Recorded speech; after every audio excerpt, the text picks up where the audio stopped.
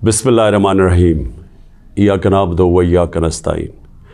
میرے پاکستانیوں، میں آج اپنی ساری قوم کو سمجھانا چاہتا ہوں کہ کیوں ہم اس جگہ پہ پہنچ گئے کہ ہم جیل بھرو تحریک کا آغاز کرنا چاہتے ہیں۔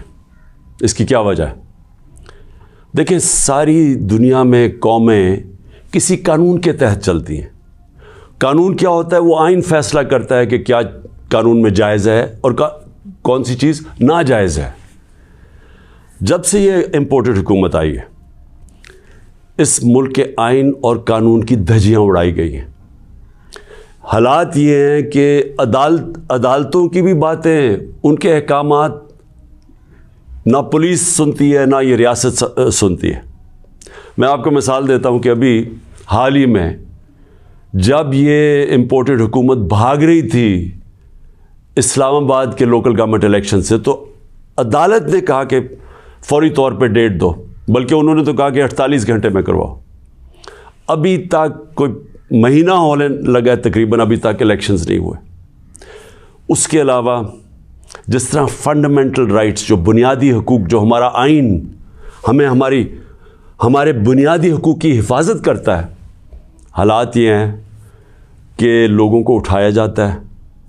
کتنے لوگوں کو، سوشل میڈیا کے لوگوں کو اٹھایا گیا، ان کو تشدد کیا گیا ان کے اوپر، صرف اس لیے کہ ان کی کوئی ٹویٹ تھی، اس کے اوپر اٹھایا گیا، تشدد کیا گیا۔ ابھی تک کئی ایسے لوگ ہیں جنہوں نے جس طرح کا تشدد کیا گیا، ابھی تک ان کا ذہنی توازن ٹھیک نہیں ہوا۔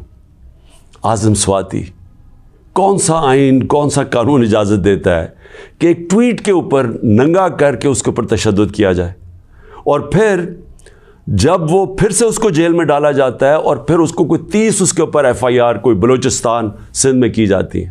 شیخ رشید، آئین اس کو عدالت اس کو ضمانت دیتی ہے، اس کے باوجود اس کو اٹھا کے لے جاتے ہیں اور اس کے اوپر کیسز سندھ اور بلوچستان میں کر دیتے ہیں۔ فواد چودھری، عدالت 4 دفعہ کہتی ہے IG کو کہ پیش کرو فواد چودھری کو عدالت میں، اور وہ اس کو اسلام آباد لے جاتے ہیں۔ تو یہ تو میں تھوڑی مثالیں دے رہا ہوں جو شہباز گل سے ہوا۔ کسٹوڈیل ٹارچر، تشدد، یہ پاکستان کے قانون کے خلاف ہے۔ تشدد بھی ہوا اور اس کو کوئی ریلیف نہیں ملی، اور پھر ڈرایا دھمکایا گیا اور کیسز کیے گئے۔ پرامن احتجاج ہمارا تھا 25 مئی کو، اس کے اوپر جو ظلم کیا گیا، کون سا قانون اور آئین ایک جمہوریت میں اجازت دیتا ہے کہ پرامن احتجاج کے اوپر تشدد کرو؟ انہوں نے 3 دھرنے ہمارے اگینسٹ دیے اور لانگ مارچز کی، کس کے اوپر ہم نے کوئی سختی کی؟ تو میں تو یہ تھوڑی سی مثالیں دے رہا ہوں آپ کو کہ ہمارا سارا جو ہمارے آئین اور قانون کے اوپر جو اعتماد ہے ہم اس قوم کا، وہ اٹھتا جا رہا ہے۔ اور بلکہ ہمیں یہ خوف ہے کہ جو اب آئین جو جمہوریت بیس ہوتی ہے جس آئین کے اوپر، اور جمہوریت کے اندر واضح طور پہ ہے کہ 90 دن کے اندر الیکشنز کروانے پڑیں گے۔ ہم نے اپنی 2 حکومتیں پنجاب اور سندھ میں کیوں گرائیں؟ ڈیزالو کی خود کوئی ایسے نہیں کرتا۔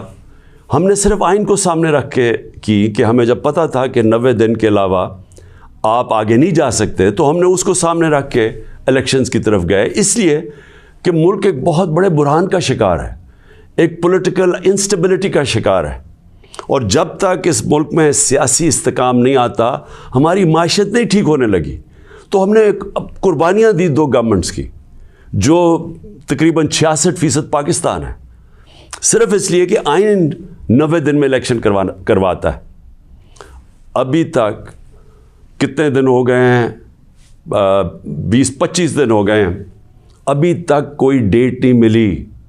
دونوں الیکشن کمیشن اور یہ جو 2 حکومتیں، جو 2 گورنرز ہیں، انہوں نے ڈیٹس نہیں ابھی تک دی، اور یہ سیدھی پاکستان کے آئین کی وائلیشن ہے۔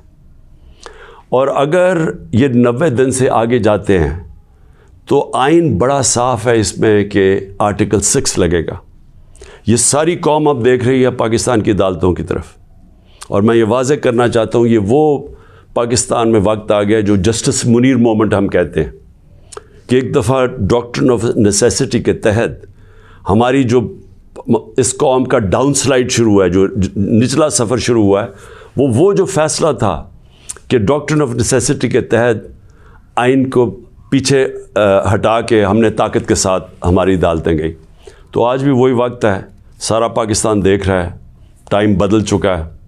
اگر یہ ہم نے دیکھا کہ اس سے آگے جاتے ہیں تو ہم نے یہ پلان کیا ہوا ہے کہ ہم نے اپنے آئین, اپنے ملک کے قانون کے رول آف لاء کے لیے, انصاف کے لیے ہم نے یہ جیل بھرو تحریک کا فیصلہ کیا, کیونکہ ہمیں کوئی نظر نہیں آ رہا کہ یہ جو وہ لوگ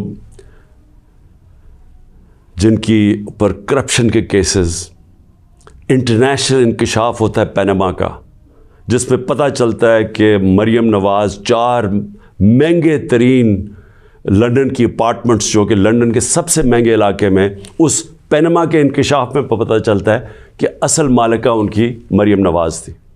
اس کے بعد سارا ٹرائل ہوتا ہے, سزا ہوتی ہے. تو ان کے اوپر تو کوئی ایسا تشدد نہیں ہوا, ان کو تو جیل میں رائلٹیز کی طرح رکھا گیا. ان کے ذرا دیکھیں جیل میں کیسے جا رہے تھے. تو یہاں ٹویٹس کے اوپر تشدد کیا گیا. تو اس لیے 2 راستے ہمارے سامنے. ایک راستہ یہ ہے کہ ہم توڑ پھوڑ کریں, انتشار پھیلے گا ملک میں, سڑکیں بند کریں, پتھراؤ کریں, پہیہ جام سٹرائک کریں. تو ملک کے تو آگے حالات وہ ہیں, پاکستان کی تاریخ میں معیشت ادھر تک نیچے نہیں پہنچی جو انہوں نے پہنچائی ہے, اور یہ ہم سب کو پتہ تھا ہونا ہی ہے. اور ہم نے جو اس وقت ان کے ہینڈلرز تھے ان کو واضح کر کے بتایا کہ اگر آپ نے سازش کر کے حکومت گرائی گئی, ان سے نہیں سنبھالی جائے گی, اور نہیں سنبھالی گئی. تو آج کبھی بھی اتنا بڑا اکنامک کرائسس نہیں آیا جو آج پاکستان میں ہے. کبھی عام لوگوں کی زندگی میں اس طرح کی مہنگائی نہیں آئی جو آج آئی ہے. جو بے روزگاری بڑھتی جا رہی ہے, ایک طرف مہنگائی بڑھ رہی ہے, بے روزگاری, تو ملک کے معاشی حالات تو بہت برے ہیں. تو ہم اس لیے اس کو سامنے رکھ کے, اور 26 سال کی سٹرگل میں کبھی بھی ہم نے انتشار کی پالیٹکس نہیں کی. لہٰذا یہ پرامن طریقے کا احتجاج ہے جیل بھرو تحریک. میں آج اپنے سارے کارکنوں کو, بلکہ میں تو پاکستانی عوام کو بھی یہ کہتا ہوں کہ یہ اس وقت آپ پالیٹکس نہیں کر رہے ہیں, آپ اپنے ملک کے لیے جہاد لڑ رہے ہیں, حقیقی آزادی کی جنگ لڑ رہے ہیں. میں آج آپ سب کو کہوں گا کہ میرے اپنے کارکنوں کو کہ جو ہمارے ضلعی صدر ہیں, ڈسٹرکٹ پریزیڈنٹس جو ہیں, ان کے اوپر رجسٹریشن شروع کریں کہ جنہوں نے ہم پہلے ہر پاکستان کے شہر میں ہم جیل بھرو تحریک شروع کریں گے. تو پہلے میں چاہتا ہوں کہ والنٹیئرز اپنی رجسٹریشن کریں, اور اس کے بعد میں پھر آپ کو ڈیٹ دوں گا کس دن ہم نے جیل بھرو تحریک کا آغاز کرنا ہے, اور اس کی چند دنوں کے اندر ہوگی. اور اس لیے میں چاہتا ہوں کہ جلدی جلدی آپ اپنی آپ جو رضاکار ہیں وہ سامنے آئیں.